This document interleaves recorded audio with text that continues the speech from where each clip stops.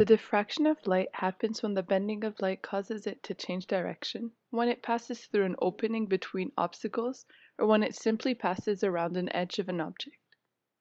The amount of bending varies depending on the wavelength of the light and the size of the opening in which it passes through. The wavelengths of visible light can vary anywhere between 400 to 700 nanometers. If the wavelength of the light is much smaller than the opening, it's very hard to see the actual bending of the light.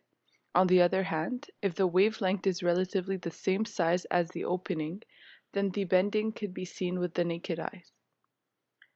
As it will be presented later on with Young's experiment, the diffraction of light behaves as waves, and the interference of waves will cause different results in the brightness of the light after passing through openings.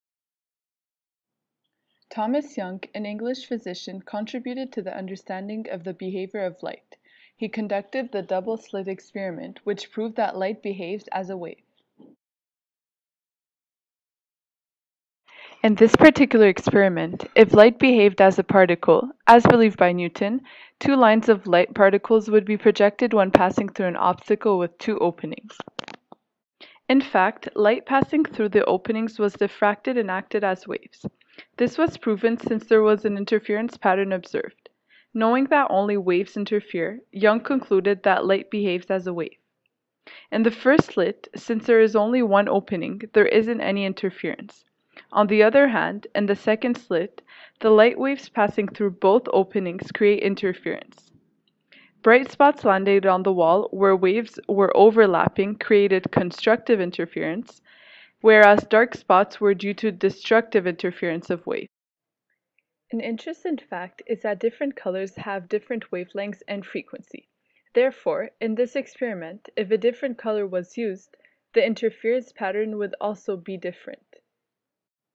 Young's experiment is a concrete example of Christian Huygens' principle, which consists of the explanation of constructive and destructive interference and how the light behaves as waves, creating interference patterns.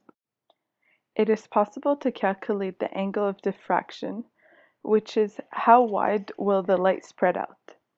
The formula used to calculate the angle of diffraction is sin theta is equal to m times the wavelength over a. M is the number of dark bands, since we saw that the interference pattern of the waves of light create dark bands and light bands. It must be an integer, and the number is usually 1.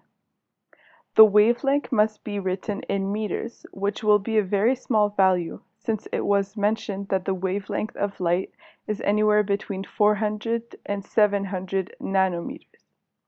Finally, the A must also be written in meters. It is the width of the slit.